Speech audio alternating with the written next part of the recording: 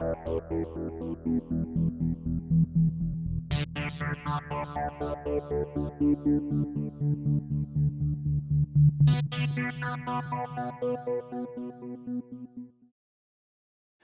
guys, welcome to lab report number 11, May 20th, 2016. Now first of all, why haven't you heard from me in a week or so? Well, I've been on a trip to Belgium. I've been to Brussels or Brussels, and then I was in Brugge or Bruges, Ghent and Antwerpen. And yeah, I pretty much took a look at the beautiful scenery of those medieval towns and learning a little bit about what we have lost in this country, because many of our medieval towns have been destroyed in World War II. So it's really a special kind of thing to go to a country very nearby and see a completely different picture. So I can recommend to everyone who wants to make a trip and see some nice places to especially go to Ghent and also Antwerpen, which I liked maybe most of those four. But in the meanwhile, and that is after I have arrived here, I started to work again on the lathe restoration project. Took apart the headstock of my lathe and had to do some sandblasting again. So while I was performing this last sandblasting job, I got really annoyed by the way I used to do it up to this point. And that is by means of a very simple type of sandblasting gun that carries some of the media inside a bucket or jar that is directly attached to the blasting gun.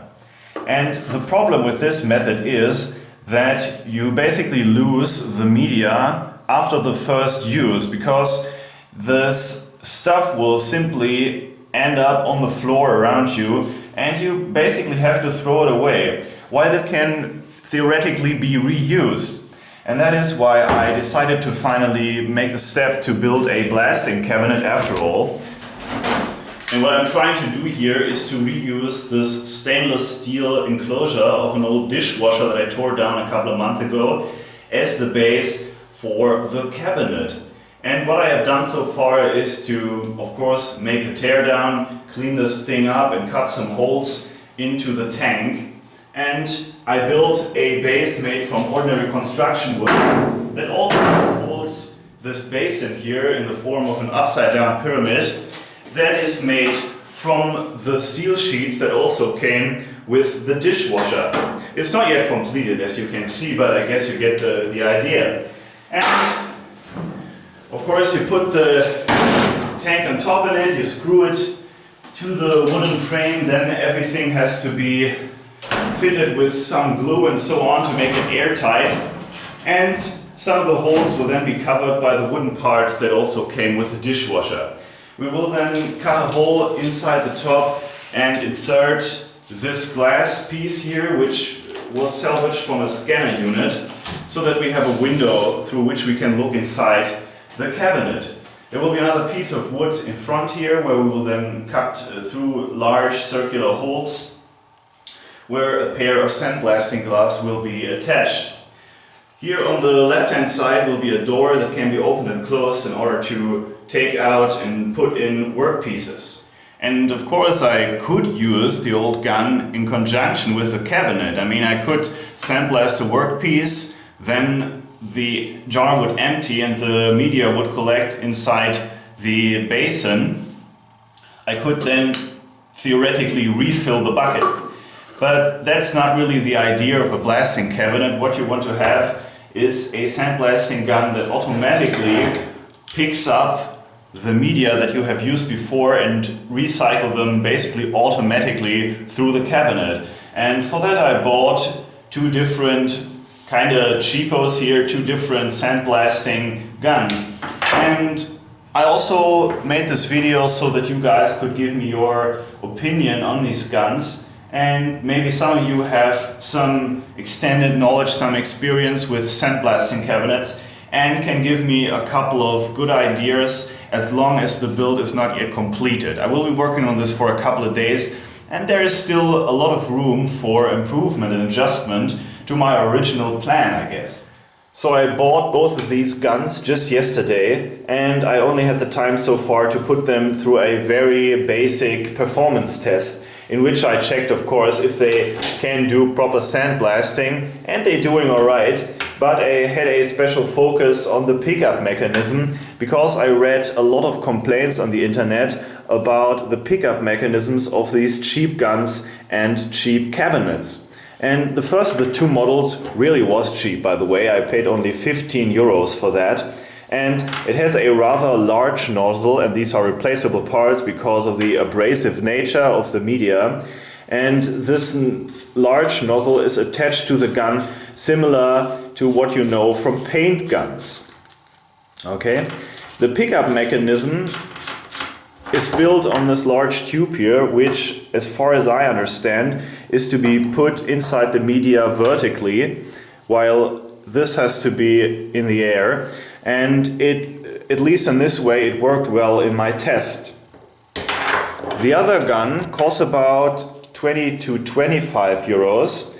And it has a kind of a different build. You can see that you need an Allen screw to take out the nozzle in front and also some parts inside, which are also prone to wear. And it also came with some replacement nozzles, and you can see that they are very differently shaped. The pickup mechanism is also quite different. You have a pickup tube, or pickup tubes you should say, because it consists of two tubes that are inside each other. And when I performed the test, I saw that this worked best when it was actually above the surface of the media and not submerged inside the media. And the weird thing is that some commercial units are around on the internet where you have a basin at the bottom part of the cabinet that is not shaped like a pyramid, but just like an angle. And this tube, this pickup tube, is just sitting at the very bottom of that angle, so that it is basically covered in media. And I will link a video in the description where another YouTuber tested such a low-end cabinet, and the pickup mechanism simply didn't work at all. At least not in the way he did it. So that was my observation, that when I had it slightly over the surface of the media, that the picking up went well. So this is to you, those of you who have a lot of experience and practical knowledge with sandblasting. Please tell me about the ups and downs of these different pickup mechanisms and how they should be employed. Maybe some of you built your own cabinets already. And to be honest, up to this point I actually like this gun more, but I prefer this pickup mechanism, and I think that it's better suited for this pyramid shaped basin that I made for my cabinet. But as I said, I'm open to ideas here and a lot of advice that I guess could come from you guys who have more experience with this than me. So please just tell me what your experiences with that are.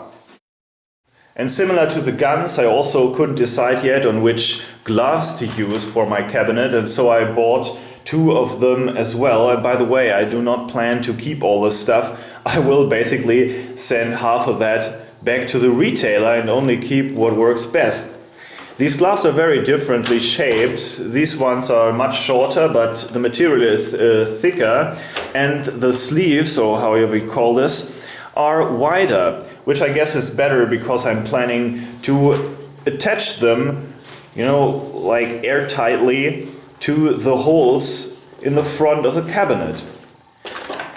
These gloves, on the other hand, are thinner, longer, and also more narrow, and I guess that these are maybe actually not even thought for sandblasting. I'm not that sure, because they were promoted as sandblasting gloves, but they do not have the kind of shape that I really want. So long story short, I'm in the middle of the process of making this, and this has to get done in a comparatively short period of time, so I will go through with most of the plans that I have made for this, but I'm open to advice and ideas. So if you guys say, if you build this, you should not do this or that, and you should add something like an air vent for this and attach a vacuum cleaner and so on, then please tell me about that, because I still have enough time and opportunities to incorporate these ideas into my actual build here. Okay, so I hope that at least some of you are somewhat interested in this whole sandblasting topic. And as I said, it's just a means to an end for me. I want to get done with this and use it for my lathe restoration. But nevertheless, the next video will then be, I guess, the standalone episode about the build of this entire cabinet that will then hopefully be finished. And once that is done, we can go on with the lathe restoration project. So I hope you like this and see you soon.